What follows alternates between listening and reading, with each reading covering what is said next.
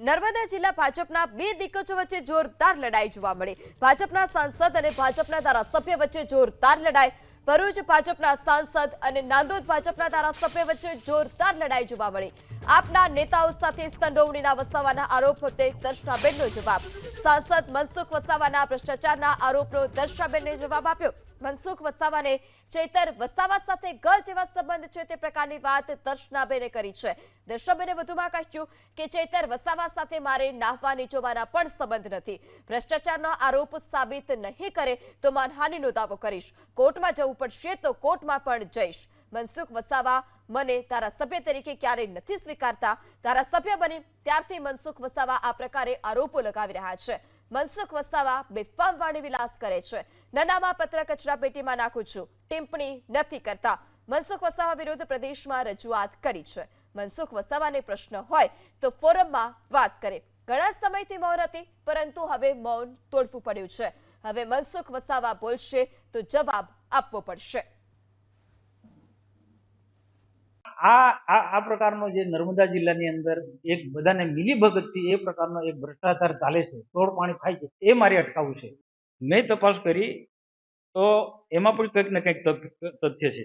ને બીજું કે આ કેવડિયામાં એ જે આખી લોબી છે, એ જે તેને નામો છે નેતાઓના, અને એ બિલ્ડર લોબી અને બિલ્ડર લોબીમાં જમીન દલાલો, આ બધા ભેગા મળીને 1-2 વર્ષમાં કરોડો રૂપિયા કમાઈ લીધા છે, 1-2 વર્ષમાં।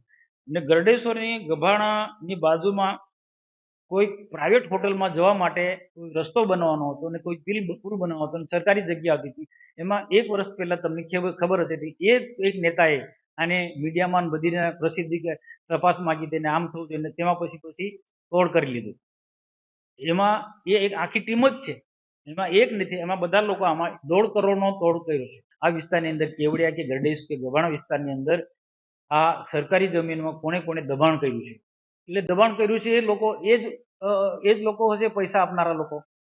એકબીજાની મિલીભગત છે હું ચોક્કસ કહું, કારણ કે નર્મદા જિલ્લાની અંદર આમ આદમી પાર્ટીના નેતાઓ સરકાર પર આટલા દબાણ કરે છે, આટલા આરોપ મૂકે છે।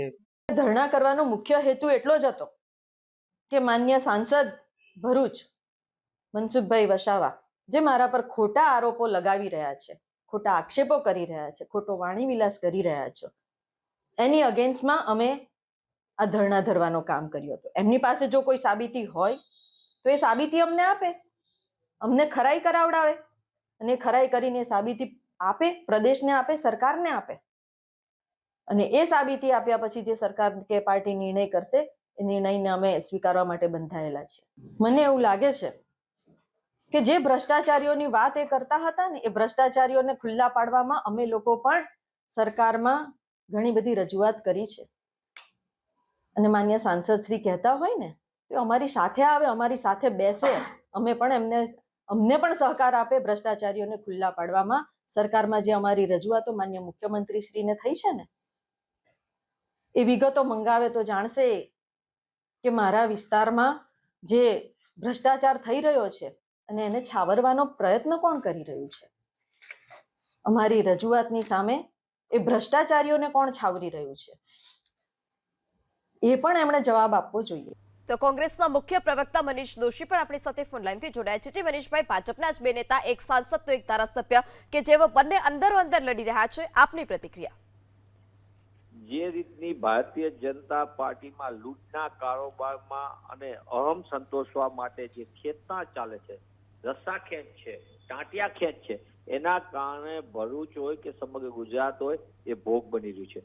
પ્રજાગતિ મત લઈ લીધા, હવે અંદર એવો કજિયો કરે કે જેમાં પ્રજાની તો સોચ વળી ગયો, પ્રજાને તો કઈ વાત સાંભળવા કોઈ તૈયાર નથી। જનપ્રતિનિધિઓ, ભાજપના ધારાસભ્યો અને ચૂંટાયેલા સભ્ય પોતે એકબીજાનો ખેલ કરી રહ્યા છે।